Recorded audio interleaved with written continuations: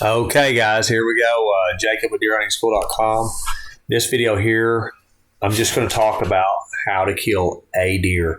We're going to look at an aerial photo right here kind of quickly, just kind of talk about a scenario that kind of takes place this time of year, just quickly. And hopefully you guys will learn something from it. So what I want to talk about is we're coming out of September. We're going into October. The acorns are starting to fall, and deer they know it. They start transitioning off of, hitting the heavy, let's just say, this is this is somewhere in Arkansas. I'm not even sure exactly where it is. I just looked at this and it was zoomed in on this here on Google Earth because it's kind of what I want to talk about. Explain something that has what I want to talk about. And this is just an example, okay? And what I got here, you got a clear cut. It's a fairly new clear cut. This picture was actually taken in 2021, late in 2021.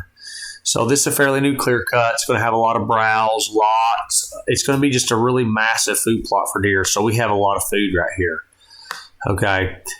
Summer food especially, there's a lot of food right here because this has been thin. These have been stripped, these pines and stuff. And the sunlight can get in there. So it's food there. So these deer are going to be feeding a lot in the summertime out in these at night, things like that, and spending a lot of time in and around here. And this is just a scenario, like I said, but these very likely on the edges of this clear cut and stuff, and there'd be deer hanging in and around these clear cuts because there's so much food there. Okay, a lot of times they may bed on the edges of it, on the fringes of it. Right here you have a older clear cut that should definitely be growed up and have some bedding here. It's thick. Okay, so you've got the summer food, you've got the bedding. And I'm sure there's some bedding up in and around places like, up over in here and stuff. There's some spots, but, just for now, we're talking about, just kind of explaining what happens. So these deer will be bedded in here and they'll be feeding, working their way, feeding out in here. And then same thing on this other side. They'll, come from here. Oh my goodness. And then go over here and they're feeding back and forth, stuff like that. So you'll have tracks, things like that. And the deer pretty much, for the most part, have ignored. Change colors here. We're going to pink. It'll show up good. They've pretty much ignored this band of hardwoods that runs right through here down this creek. And the reason they've ignored it is because them hardwoods, them oak trees and stuff are not dropping acorns. But all of a sudden now we're getting into, if you're, depending on where you live at in the United States, there's some places y'all's acorns have been dropping like crazy for a while.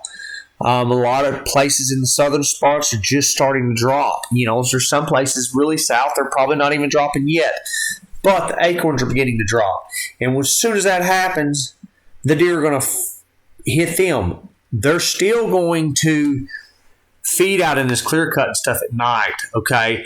But it's very likely if you're hunting this edge of this clear cut and these acorns are dropping and these deer are bedded here to where you was hunting them, was getting pictures of them coming out on the edge of this clear cut in the daytime and stuff like that, in the evenings, late in the evening stuff, very likely it's going to hold them up in and around somewhere around these acorns, because as they come out of this bedding, they're going to hit these acorns and they're going to slowly feed their way out into this clear cut. Definitely going to slow them down. Okay, all the deer in the area. So what you want to do if you're on something like that, you're hunting a clear cut and stuff like that, the acorns are starting to drop.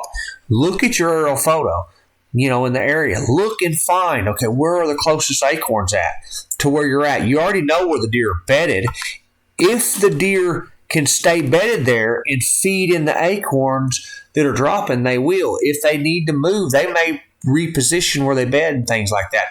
But you can bet they're going to be somewhere close by in the area. So if you've got an aerial photo like this and you're looking at it, and you've been hunting some deer and you got to, maybe it's some does, maybe it's some bucks, whatever. We're talking about a white-tailed deer here, and you've been hunting them, and they've been working in and around this clear cut. They're still going to be in the area around that, okay? So you can go down, walk these edges where these oaks and stuff meet, see where the most tracks are. If you're just trying to kill a doe, find the most tracks. To me, it's a no-brainer. If you're just trying to kill deer meat, find where the most tracks are. To me, that just tells me that's where the most deer are coming through at. You may kill a big buck there. You may kill 2 or 3 does, whatever. But your odds, the more deer that comes through there, if you're just trying to kill meat, obviously the more chances you have. So walk these edges and stuff.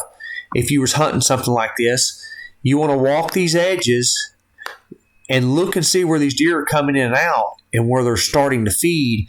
A lot of times you'll have some rubs, you'll have some deer sign, you'll have a lot of tracks, you'll see where the leaves are rustled, where the deer have, been feeding and stuff. It'll be pretty obvious. You'll see some acorns and stuff on the ground. You can tell the leaves have been rustled and stuff a lot.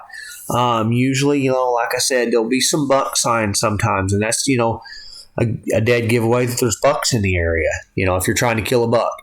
If you're just trying to kill a doe, if it's really hard ground, you may have a hard time finding the tracks, but if you really look, you find some soft ground in the area and stuff, you'll find some tracks, see where the deer are coming in and out of. If you already know where they're bedded, you've been hunting it already, don't give up on them. Just because if say you're hunting a deer or a group of deer or something, just because they're getting out there later, they're probably getting held up by the acorns that are in between.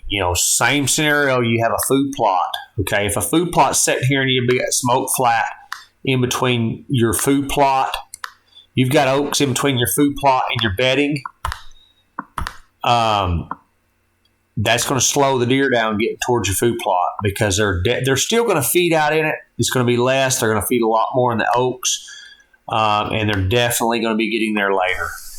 So that's something to keep in mind. And if you're hunting public property like this picture here, as I probably snapped, I'm pretty sure it's probably going to be a piece of public ground. May not be, but if you're hunting something like that, look for the natural food source that they're the heaviest on. Look for what they're going to show up to the earliest in the evening, what they're going to leave the latest in the morning, and try to intersect them deer coming in and out of that food. You want to catch them going back to their bed in the morning, catch them coming away from it in the evening. So anyways, guys, hope you enjoyed the video. Hope it helped you out. Get out there. Do some scouting. When the acorns and stuff start dropping, don't let it mess with you. Look on your aerial photos, find the oaks and stuff that are close by, and go check them out. Take a lunch break during the middle of the weekend. You're only got a weekend hunt. Take your lunch break. Eat you a quick sandwich in the truck and run out there and walk some of them edge lines and see where them deer are coming in and out. I bet you'll be surprised that you'll find that them oaks are just slowing the deer down to get to where they used to be in the first place. And they'll eventually transition completely off on all different stuff. But when they first start transitioning, they're going to be really close by usually. Guys, good luck to you. Hope you enjoyed the video. Have a good day, and bye-bye.